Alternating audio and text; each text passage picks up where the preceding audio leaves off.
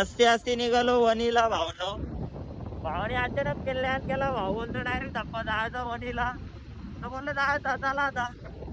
तर भाव चालू त्या गाडी आता निघलो डायरेक्ट वणीला. आता बघू पुढं काय होतं. मला सांगतो तू याद व्हायला लागला भाऊ. तेच ते ऊन होतं इकडं. मागाची गारवा लागत होता आता डायरेक्ट ऊन लागायला लागला ना. पेट्रोल लागून घेतला पटकन दिवशी भावाच्या गाडीत. पेट्रोल तर टाकला पाहिजे. गाडी आटली पूर्ण पार बदलापूरवरून आली तरी पेट्रोल टाकायचं काय नाव घेत नाही ना भाऊ. आली ना आता कशी आली. किती कांडे आल्या भावा. 3 आल्या 3 4 आल्या भावांनो. 5 झाल्या. आलोय जादू झालोय. पण इकडं पूर्ण बघा ना कशी शेती एक नंबर एकदम टॉप क्वालिटी. सगळ्यांनी घेतले पेरू मस्त पैकी. तुमच्या घरचे का दादा. दादाचे इथले घरचे होते. हा दादा टेस्ट देते ना.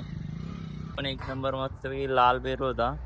मीठ मसाला टाकून तर बघू भावना खाऊन बघतो कसा येते मस्त पैकी. भावना एकदम टॉप क्वालिटीचा पेरू आहे. एकदम खोबऱ्यासारखा लागतोय डायरेक्ट. पेरू जाम आवडलं म्हणून स्वप्नील भाईने पण 1 किलो घेतलं ना डायरेक्ट घरी पार्सल ना. लाईव्ह डेमो बघा भावांनो कसं झालंय. रसाल झाला ना विषय भावांनो. खतरनाक मस्तपैकी एकदम टॉप क्वालिटीचे दिल्यात निवडून. एकदम